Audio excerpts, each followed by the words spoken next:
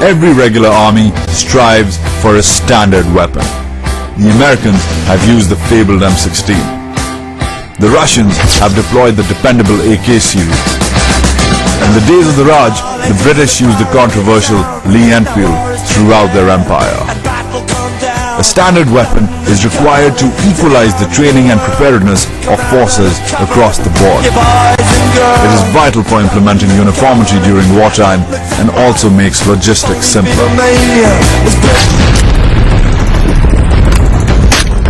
This is the G3, the Pakistan Army's mainstay battle weapon. Every soldier and officer undergoes training on it. The G3 is not exactly cutting-edge personal assault rifle technology. Originally produced in the 1950s by Heckler & Koch, the origins of the G3 can be traced back to World War II's Mauser-made STG-45. In Pakistan, variants in use by the military are locally produced. Manufactured are the G3A3 and the G3P4, the latter having the facility of a retractable stock. The rifle has a sturdy 7.62 caliber and is designed for semi-automatic and fully automatic modes, meant to be fired from any shooting position. Its low cost, particularly because it is manufactured locally in several countries, has helped its case.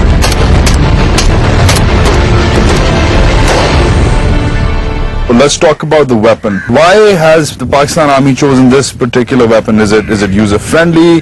What is the psychology behind this being Pakistan Army's favorite weapon? Yes, this weapon can be used at a varied range, but not obviously in mountainous range and at the snow line range. Less that area, this weapon can be used in the plains of Punjab. This is the most widely used weapon. And one thing about its caliber, it is 7.62 caliber, and it is not the caliber in vogue in armies these days. But still, you know, difference between calibers is that this is the type of caliber which is used to kill the enemy, not to incapacitate the enemy. And this is, you know, one basic idea behind using this weapon as a main army weapon. You said to kill the enemy, not to incapacitate the enemy. Not to incapacitate. So its purpose, then I think, is a simple one. It's to win the war, isn't it? Sure. Right. But there are drawbacks. Weapons reviews say that the gun is too heavy.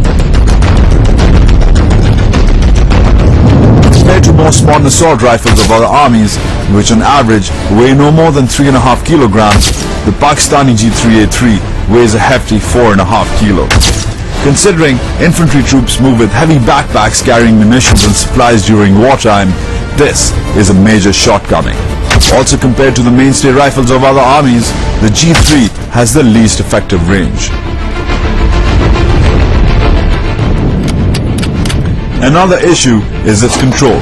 Because it has what is referred to as a design to kill 7.62 caliber, the gun is almost uncontrollable during fully automatic firing, basically due to the powerful recoil generated by its bullet, which disallows accurate aiming.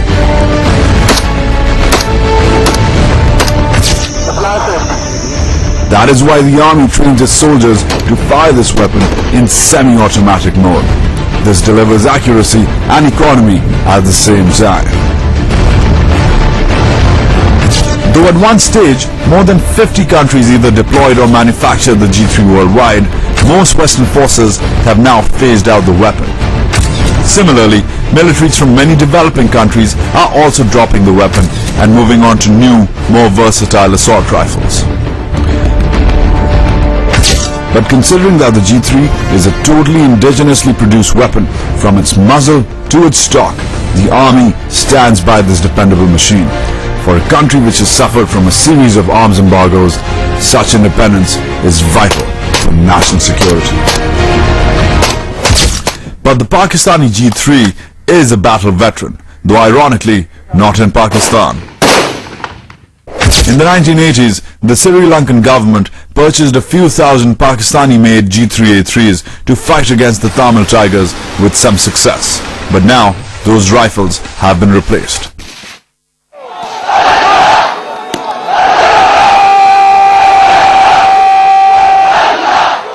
As for Pakistan, the G3 has not seen all-out frontline action in a total war. It was used by the Army, the Rangers and the Frontier Corps during what are called internal security operations in interior Sindh and Karachi in the 90s and later Balochistan. But during the Kargil conflict with India in 1999, the rifle was not the weapon of choice. There was a political purpose for not widely deploying the G3 in that specific operation, for its possible recovery by the Indians would have been evidence of official military involvement from the Pakistani side, a fact which was denied by the administration at the time. We talked to a former trooper of the NLI, a Kargil veteran, about the performance of the machine in such high altitudes. He preferred to stay anonymous. उधर sir LMG अच्छी हथियार थे sir, अच्छी चली sir, उसके निस्बत stand बहुत अच्छी थी सर, और जो G3 थे वो इतनी तेज नहीं थी जिस तरह LMG होते सर. उसके 5-5 राउंड 6-6 राउंड फायर होने के बाद G3 रुक जाते थे, फंस जाते सर. तो इसकी वजह ये हो सकती है कि वहाँ सर्दी बहुत थी, वो सर्दी वो बर्दाश्त नहीं कर सकती थी सर. इसकी वजह से -3 डिग्री जो वहाँ सर्दी होती है, -5 -10 इस डिग्रियों में जो सर्दी की डिग्रियाँ हैं इसमें ये G3 बर्दाश्त नहीं करती. इसमें फायर की इतनी सलाहियत नहीं है सर्दी जो बर्दाश्त कर सके, तो वो बर्दाश्त नहीं कर सकती सर्दी. तो G3 कौन से इलाकों के लिए अच्छी है, मतलब किधर कामयाब है? ये दोनों एरिया में तो बहुत अच्छी है सर, इसमें कोई शक नहीं है कि पंजाब एरिया में ऐसे इलाकों में जहाँ सर्दी जैसे सेशन में हो, ऐसे करगिल में जो सर्दी थी इसमें मतलब ये सही नहीं चली sir.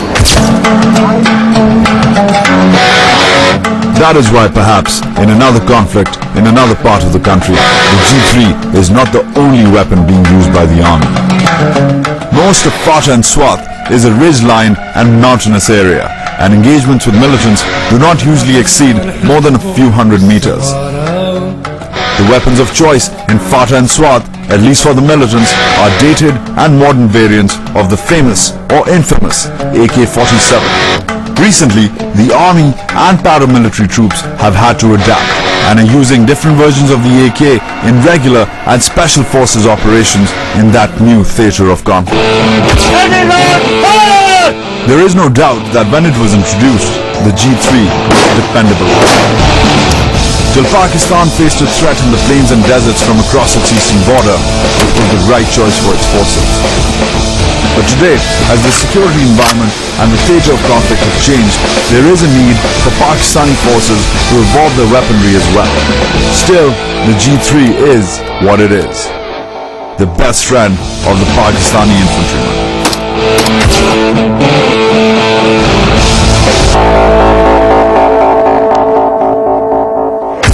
The MP5 is a paramilitary weapon, while the G3 is a personal assault rifle that is suitable for conventional infantry engagements. But the common factor between both these machines is that they are individual weapons, or weapons every soldier and officer can be equipped with. This one is not. Welcome to the machine gun. To be more exact, the 7.62mm MG3. The technology of the machine gun, that of rapid fire at a high rate, can be traced to the late 1800s, but it was in World War I when it earned a fearsome reputation. In fact, it was the deployment of the machine gun in trench warfare that led to the high casualties and the resulting stalemate on both sides during the Battle of the Somme, one of the bloodiest military engagements ever recorded. Statistics proved that a single machine gunner could mow down dozens of advancing soldiers. With more than 1.5 million casualties, the deadly use of the machine gun in the Somme offensive forced generals to rewrite the classic infantry doctrine of charging enemy positions, as eventually many soldiers refused to follow their officers' orders to take to the field when facing the lethal machine gun nest. Today, the army uses the MG3's 1A3 version, made in Pakistan with a design tracing back to World War II's MG42, which was used to great effect by Nazi forces. The MG3 is classified as a light machine gun, or LMG.